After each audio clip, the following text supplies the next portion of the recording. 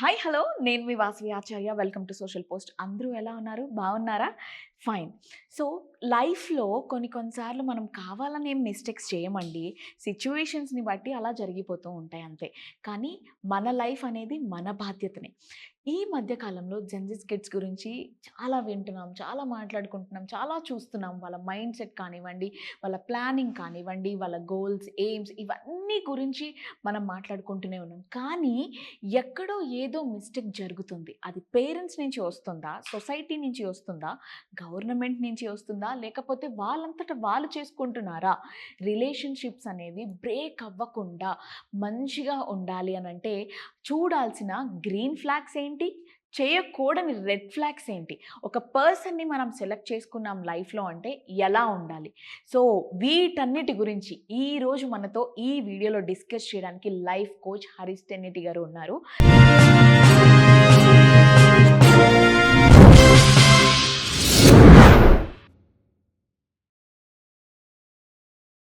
Hello sir. Hello. Sir ఇప్పుడు నేనొక general south Indian Telugu wife and husband question అడుగుతా. Please.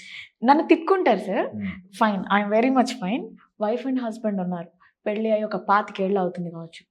మొన్న మా అమ్మ వాళ్ళు వచ్చారు. నువ్వెందుకు మాట్లాడలే? ఈరోజు మీ అమ్మ వాళ్ళని పిలిపించుకుంటున్నావుగా, నేను ఉండను, వెళ్ళిపోతాను.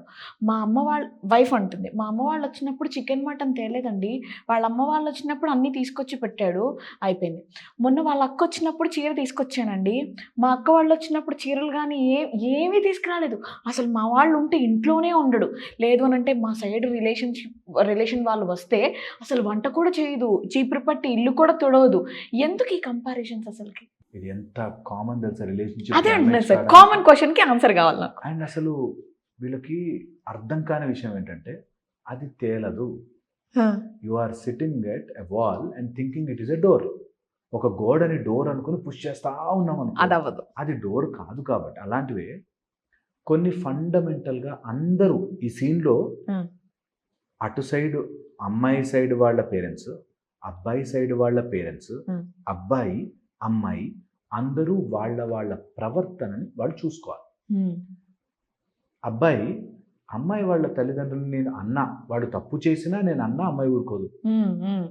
అబ్బాయి వాళ్ళ పేరెంట్స్ని వాళ్ళు తప్పు చేసి రెడ్ హ్యాండెడ్గా దొరికినా అబ్బాయి ఊరుకోడు.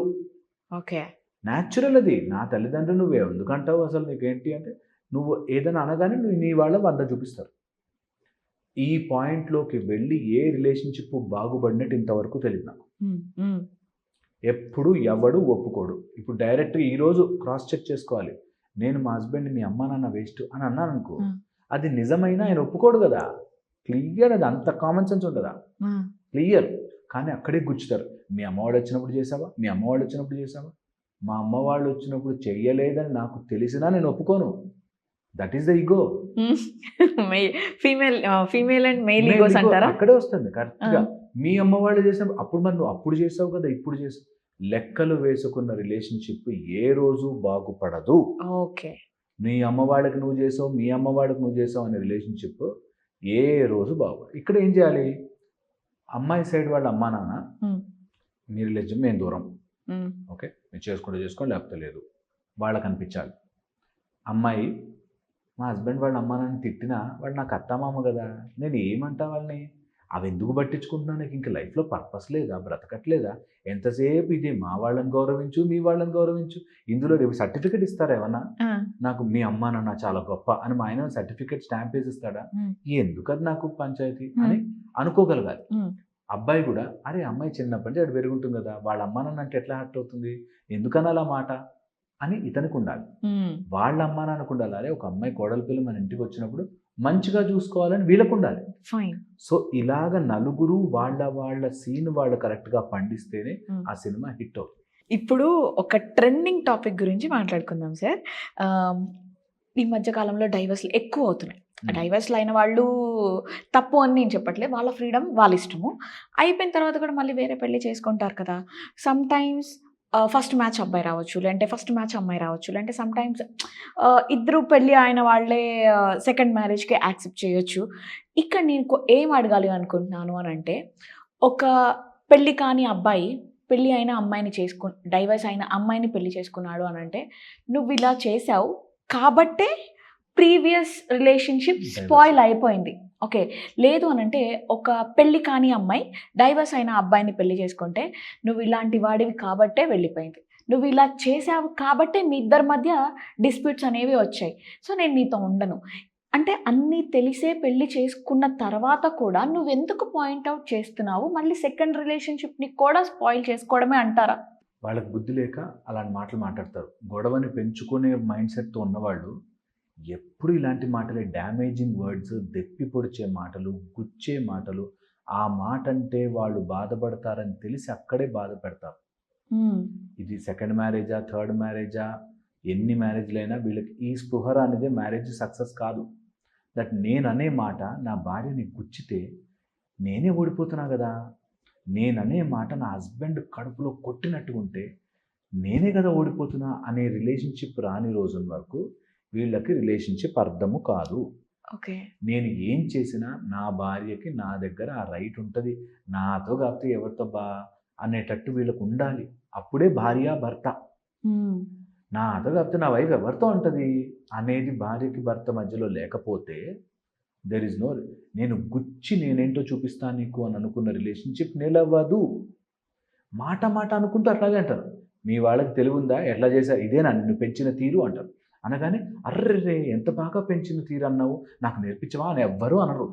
నువ్వంటే మీ వాడు బాగా పెంచారా అనే వస్తుంది మాట. ఈ సింపుల్ థింగ్ లేక గుచ్చే మాటలు మాట్లాడి రిలేషన్షిప్ నాశనం చేసుకుంటారు. అంటే సార్ ఇప్పుడు నువ్వు ఒక మాట అంటున్నావు అవతల వాళ్ళని, అంటే వాళ్ళు సైలెంట్గా ఉన్నంత మాత్రాన నువ్వు గెలిచేస్తున్నావా అక్కడ? సైలెంట్గా ఉండరు, వాళ్ళు లోపలైనా తిట్టుకుంటుంటారు. అంతే, బయటకి సైలెంట్గా నీకు శబ్దము రాకపోవచ్చు కానీ నిశ్శబ్దం అవ్వదు. అవును. సో పాయింట్ ఇలా గుచ్చి మాట్లాడే రిలేషన్షిప్స్, అందులోనూ నేను కామన్గా చూస్తున్న ఈ రోజుల్లో ఫస్ట్ మ్యారేజ్ అయిపోయి డైవర్స్ అయిన వాళ్ళు మ్యారేజ్ చేసుకునే సీన్, వాళ్ళు డైవర్స్ అయ్యి ఇద్దరూ డైవర్స్ అయిన మ్యారేజ్ అయినా కూడా ఏదో ఒక రోజు ఆ పాయింట్ దగ్గరకు వచ్చి ఆగిపోతారు. వాళ్ళు ఎంత కంట్రోల్ చేసుకుందామని ఆ పాయింట్ దగ్గరకు వచ్చి అందుకే నేను వదిలిపెట్టాడే అని వస్తుంది. ఎగ్జాక్ట్లీ, అందుకే నీకు అట్లాంటి వాళ్ళతో వచ్చిందే, నీ ఫస్ట్ అందుకే అలా నేను వదిలేసి వెళ్ళిపోయి ఉంటుంది అని వస్తుంది. It's hurting sir, very hurting. అంతవరకు గుంజుకెళ్ళి ఆ గొడవల్లోకి పెంచకుండా ఉండడమే మంచిది.